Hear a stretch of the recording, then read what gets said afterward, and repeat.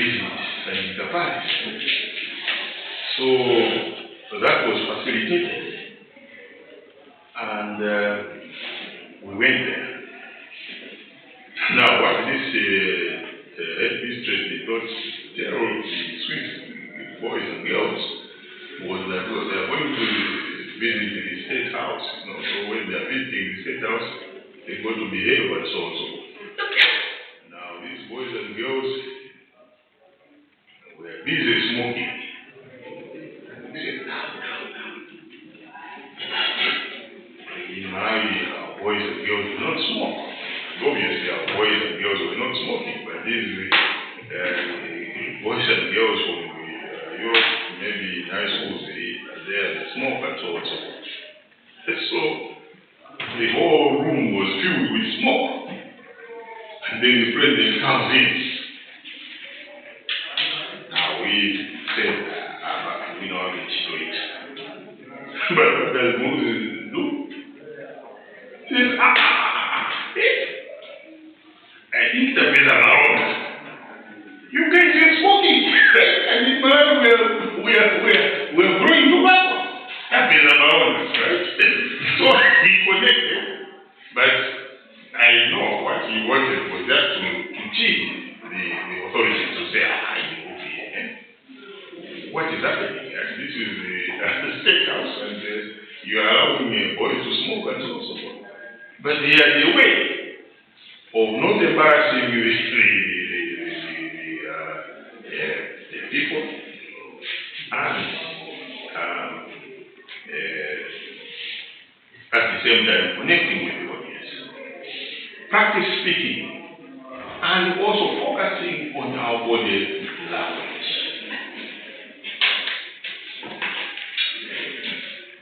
Now there are 4 types of communication behavior. Passive, aggressive, and assertive behaviors.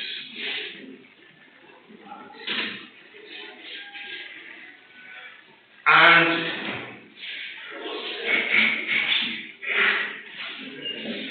connected with these communication vectors are communication styles. So when you are communicating again, the styles will be either passive, aggressive, assertive, passive-aggressive, and manipulative. What have I said? What have I said?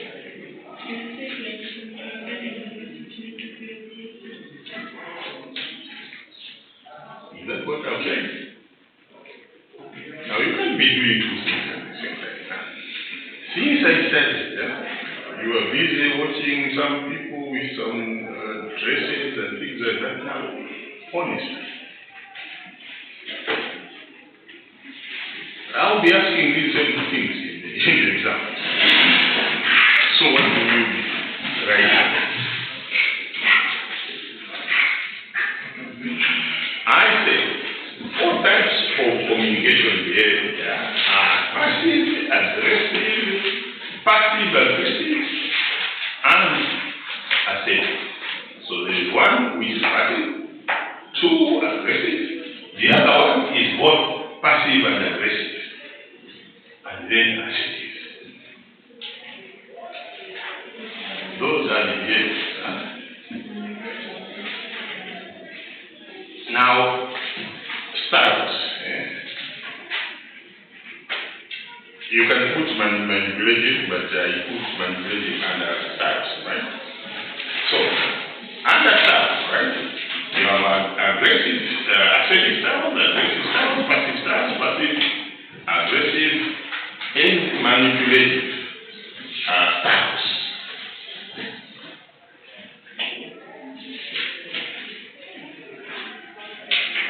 Now, when you are practicing these styles of communication, right?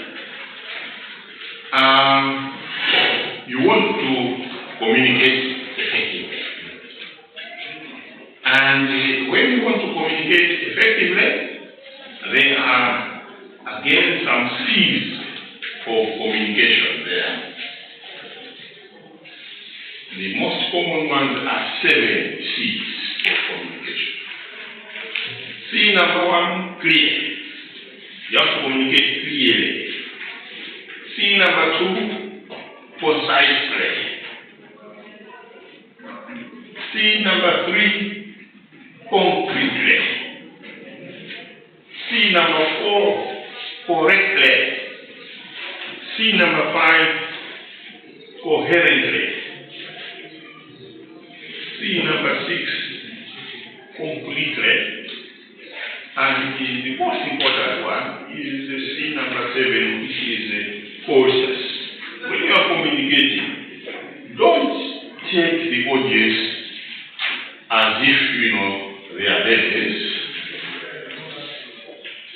or they are too important. Try to be cautious, to be cautious, to be polite, but not being over polite to make yourself stupid in front of the audience, no. But try to give them their due respect.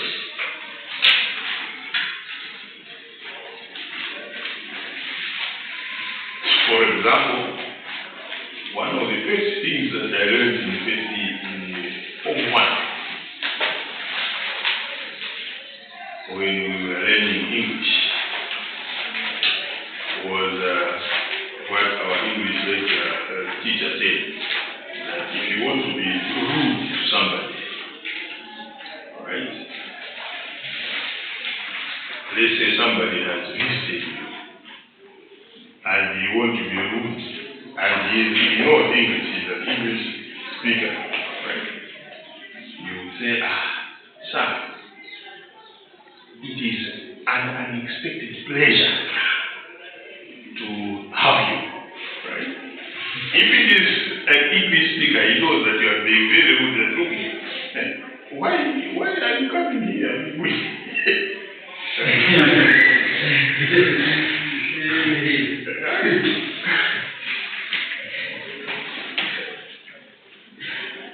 What is assertive communication? Let's start by explaining this. Assertive communication is expressing your thoughts, feelings, and opinions in a way that makes your views and needs clearly understood by others, without necessarily feeling and making them feel either inferior or superior. In other words, without putting down their thoughts, feelings, or opinions. So you are simply wanting to put your thoughts forward.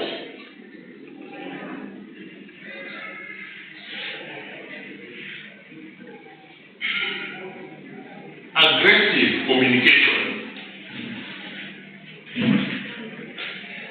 Sorry? Assertive communication.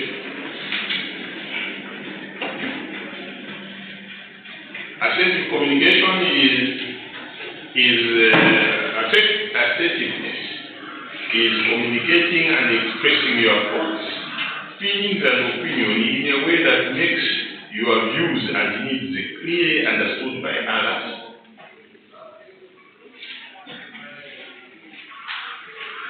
Without putting down their thoughts, feelings, or opinions, or without dismissing their thoughts, feelings, or opinions. Right? You are not putting your thoughts, feelings above theirs, right? But you're just trying to make them understand that you want, or your opinion is this. But then there is aggressive communication.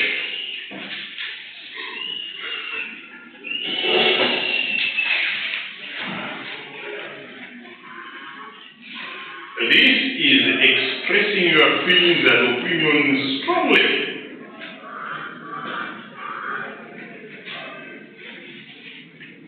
You shout, or you yell, or sometimes you speak in a very commanding voice of blaming or being critical, being verbally abusive.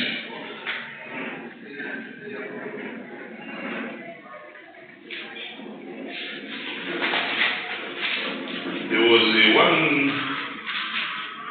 senior lecturer of ours who got a job at the Malawi Bureau of Standards. And when he went there, he went with the senior lecturership from Chancellor College, right? Because he found people there at Malawi Bureau of Standards. Then the way he was addressing people there, we got very sorry for those people. Because he was saying to them that, look here, you guys are not even fit to eat my vomit. So just imagine, someone is telling you that you are not even fit to eat his vomit. That is very abusive.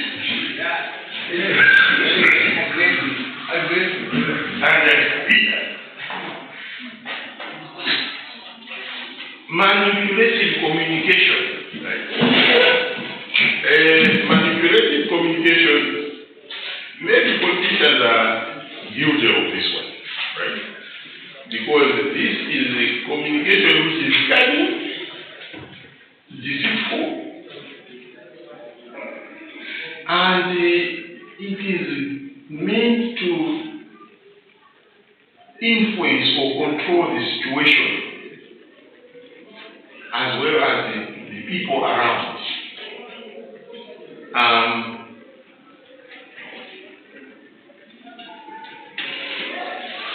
When most people think of manipulation, there are often two connotations of manipulation.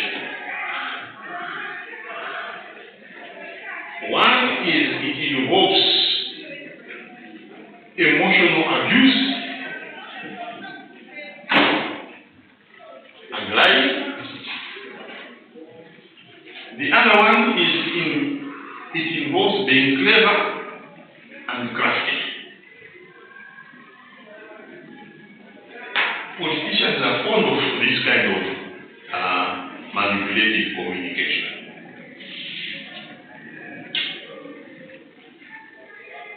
When they are on the podium, for example, when we were going into multi-party, these people would stand on the podium being very emotional and heap all sorts of abuse on Kamuzu Banda. Oh, Kamuzu Banda was responsible in Yakura, right? He was responsible for feeding people to the crocodiles, and so on and so forth, right? And someone would be saying that we're rooting him. See, I remember there was a guy from Mangoja, right, who said Kamuzu Banda had fished all the fish from the lake. That's why you couldn't find any jumbo there. But I never heard that Kamuzu Banda had taken a hook or anything going to the lake to fish, right? But that is what that guy was saying, right? And people were clapping hands. Oh yeah, this guy is very bad, right? And so on. So it involves that kind of thing, right?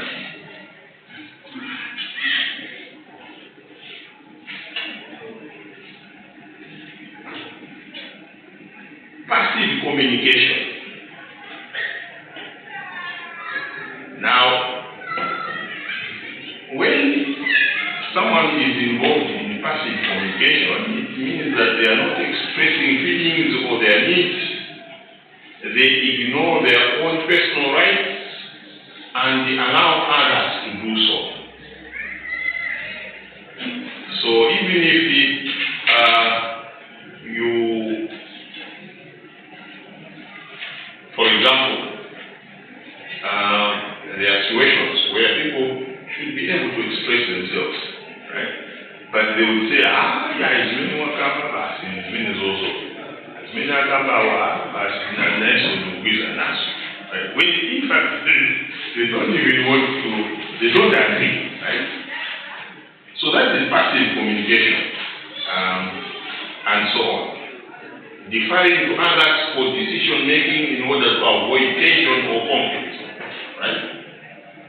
So you, instead of you expressing your opinion, you say, if I say something here, it would appear, whether I will be in trouble outside.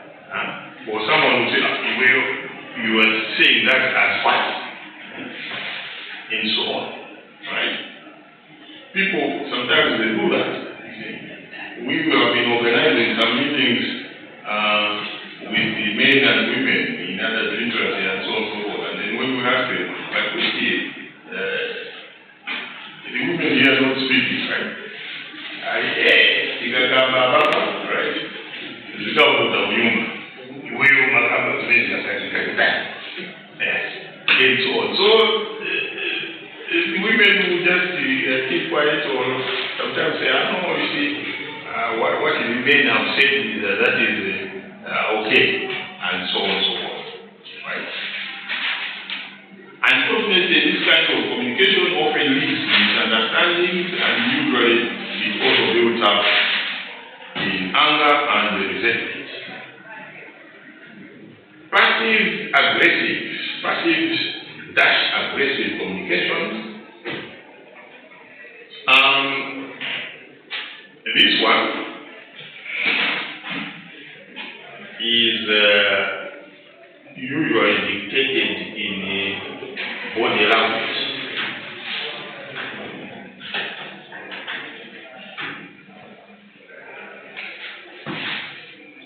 When you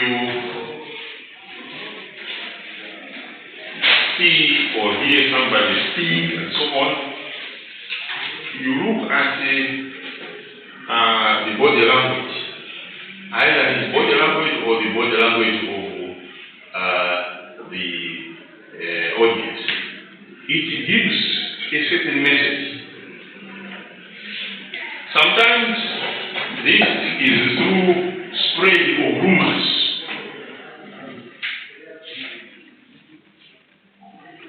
Before somebody comes to speak, rumors have come. You can't hear anything from that person. Right? That one was this and that and that. In other words, sabotaging others' personal or person's efforts. That is called passive-aggressive communication. Right? We often see this kind of communication. Here are some examples. Gossip or talking badly about people while they are not there. Making some mean jokes about people. Swearing attitude. Going cold or silent treatment. This we see, right? Often. Right? When you see that for example, right, a girlfriend, your girlfriend has you hear rumors that she has another boyfriend, right? And when she comes to you, right, then somehow, she greets you, right? And you're not answering, right? That is passive-aggressive communication, right? Because you are trying to communicate and so on, right? You are giving that person treatment withholding opinion. Someone is asking about opinion or information, then you don't give that opinion for information. That is some example of passive or aggressive communication. Let us add the last one. Empathetic communication. Now, in empathetic communication, this is now communication which involves both accepting and allowing different perspectives and emotions to come into play. Right? So, you communicate in a way that you sympathize or you empathize with people. Right?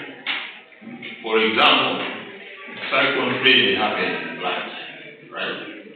And then the president or the vice president or whoever is a dignitary goes there. The kind of communication that they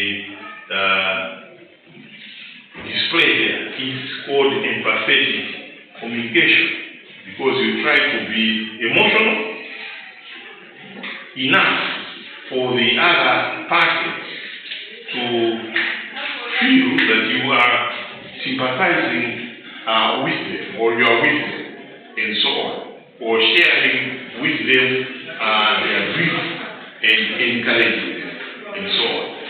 That is empathetic communication. Now, we have said that effective communication is extremely important. Let us finish by giving you examples, historical examples of effective communicators. You know the Malaya example, I'm sure, which you can give. For example, a guy like who was called the talking computer. Who was nicknamed talking computer? Or were you too young not to follow the debate? Huh? Talking computer. Either we give that. During the municipality,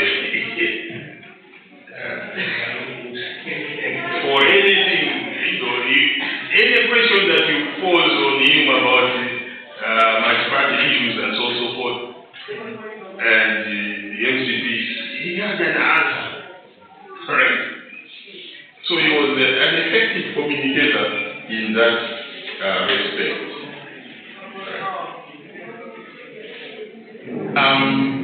Historically, I'll give you one example.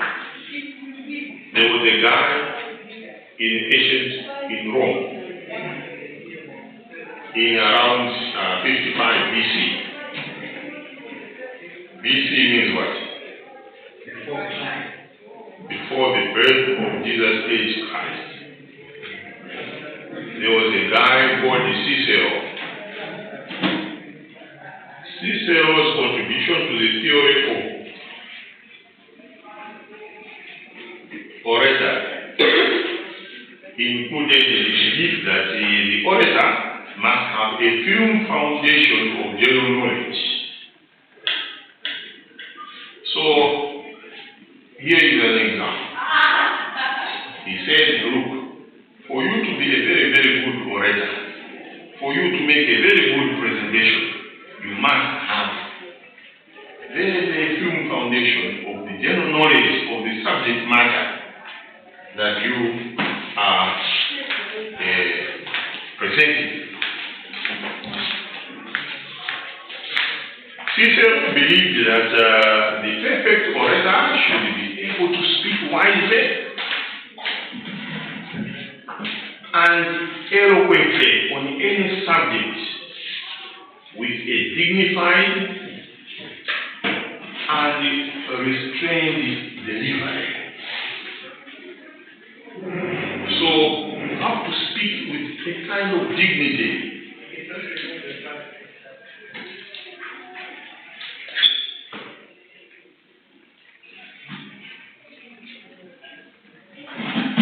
He said that every speaker should go through 5 stages when giving speeches.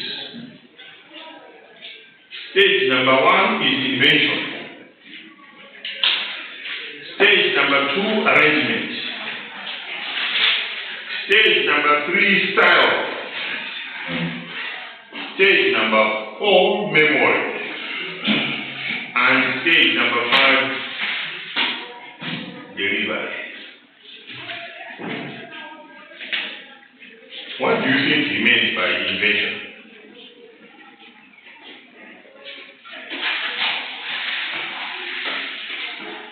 He said that every speaker should go through 5 stages when giving a speech: invention, arrangement, style, and the memory and delivery. Those are the kind of questions that you want to like to give you at the end. So I would say that Cicero, 55 BC, said that every speaker should go through 5 stages when giving a speech: invention, arrangement, style, memory, and delivery. Discuss or explain. What is the last question? Invention? I mean, the last one. Delivery. Delivery. Yeah. Delivery. You are sure this one will be coming? Yes, I'm not sure. So make sure that you still get it right. So invention. Yeah.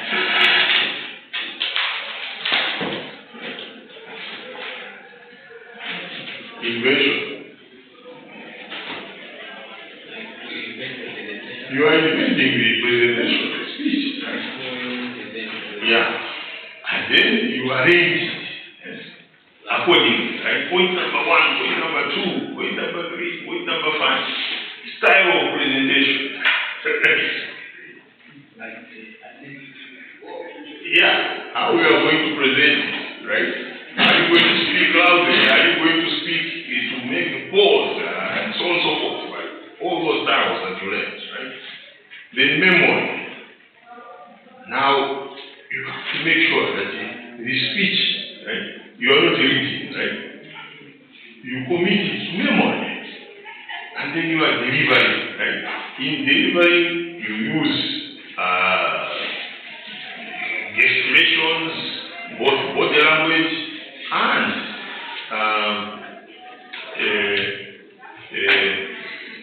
all sorts of persuasive ways of trying to deliver. Right?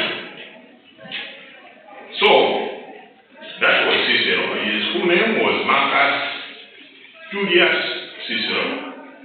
He is widely regarded as one of the most gifted orators of all times.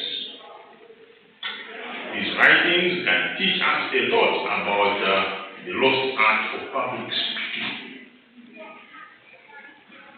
Cicero used his talent as a public speaker to become one of the most influential people in the Roman Republic.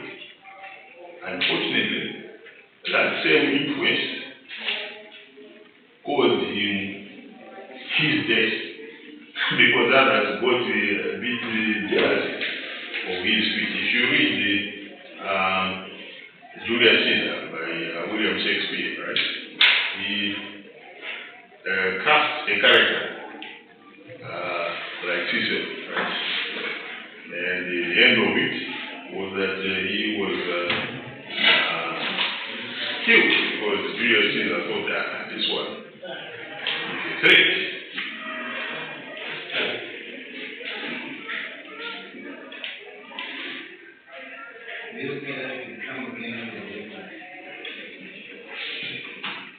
Delivery of speech. When you are delivering your speech, there are several things that you have to be aware of. The audience. What kind of audience are you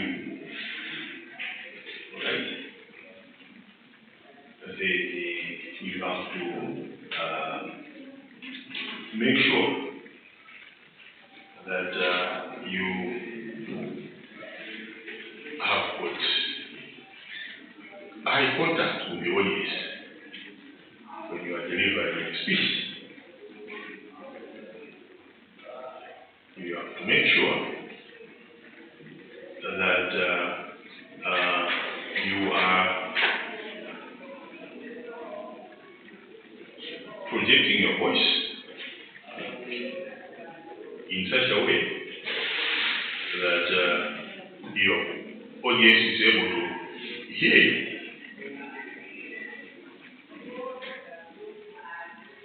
You have to make sure that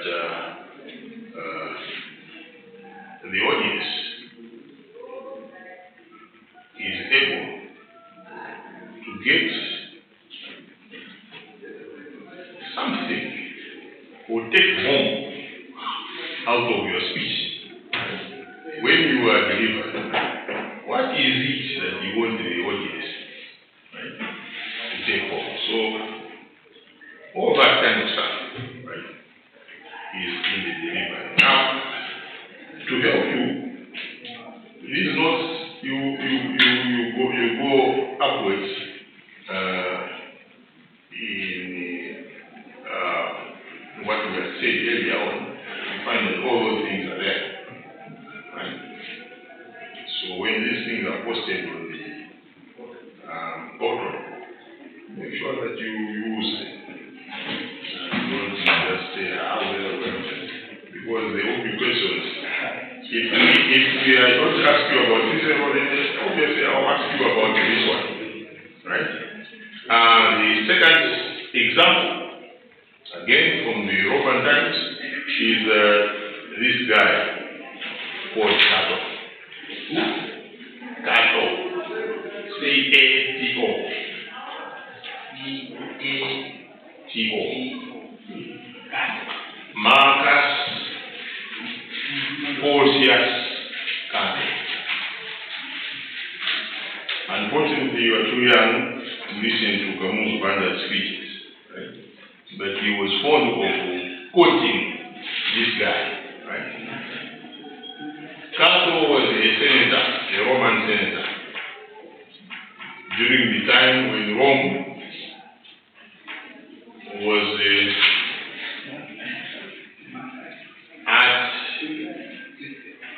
I wouldn't say at its peak, right? But during that time,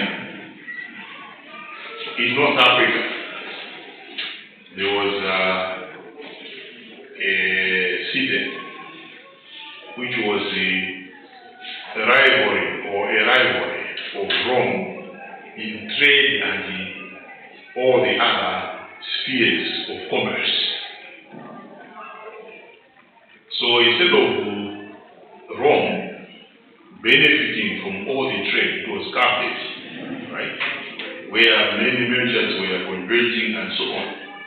So Cato used to, when he goes to the Senate was a place where the Roman senators, the rulers of Rome, used to go and debate. So when he was going there, he was a very good orator. He was a very good student of what Cicero said, right?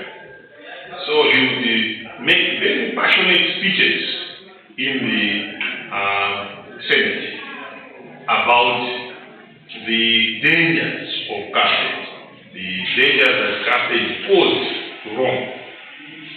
So each time he rose to speak, he would end his speech by a very, very famous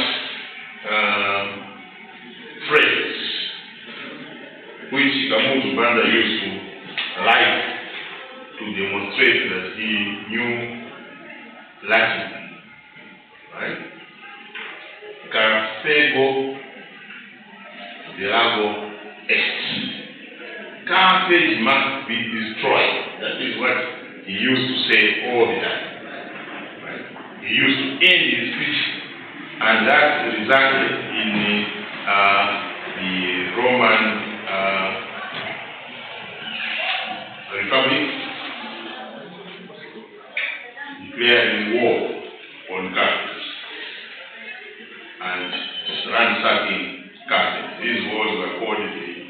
Puritan Wars. Sorry, the Punic Wars.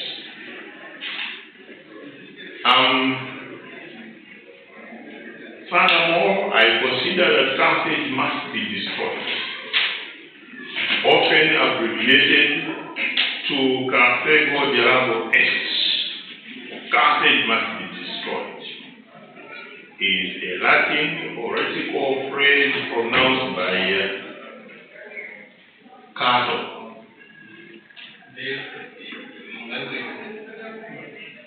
a politician of the Roman Republic. The phrase originated from the debate held in the Roman Senate prior to the Third Punic Wars in 1449 to 1446 BC between Rome and Carthage. Cato is said to have used the phrase as the conclusion to all his speeches to push for the war. So that is what we thought we needed to share with you, so that when you are making your presentations, which you have to make them persuasively, you have to convince us, you have to use body language, you have to make us laugh. Why should we? So you have to choose jokes so that we appreciate you, right? And so on.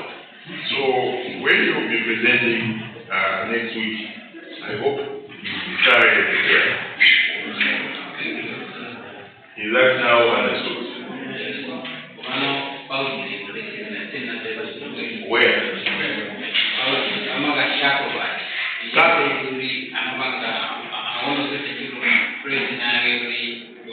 Carthage must be destroyed, or Carthago de Lago Est. All the time he would speak, right, in the Senate, just like in the parliament here, right? But he would end his speech, right, by reminding the senators that, look here, the enemy of Rome is Carthage. So Carthage must be destroyed. So all the time he was speaking, he would remind them, right? And that bore fruit, because eventually Rome was persuaded to invade Carthage. That is why you don't hear of Carthage any longer. Because you see, when you read history, right, you find that there was a lot of good which came from Africa, right? There were lots of kingdoms and so on and so forth, right? Like Carthage, right? But somehow, some Europeans thought that Africa was a threat, and Cato was one of them, right? So they had to destroy Carthage, right? Because if Carthage was not destroyed, then Carthage would have destroyed Rome, and then civilization would have shifted from Europe to Africa, to the continent of Africa, and so on. And somehow, sometimes when people write history and so on, there is always that distortion, right? To say that Africa didn't contribute much and so on, so forth, when in fact, it did contribute a lot. That is why you have guys like President Museveni and President Kagame, who were taught by a very controversial professor at the University of Dar es Salaam, a guy called Waterrodney. His thesis in history, which he wrote, and somehow Europeans didn't like it, was how Europe underdeveloped Africa. And if you go into the library, I made sure I posted it there. You can read it for yourself. He is talking about certain things which sometimes people do not take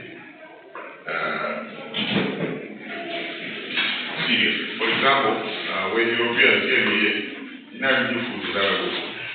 Right? But when they came, they stopped us from using our carbon wood. Right? And gave us their gun. But supposing they left us for our carbon wood. By now, many would have developed guns or weapons which were much more superior to those of the whites and so on. Okay, so make sure that you are preparing for your own presentations. Say the topic should be yours, right? Because we want you to speak with passion on your topic. Right? Thank you very much.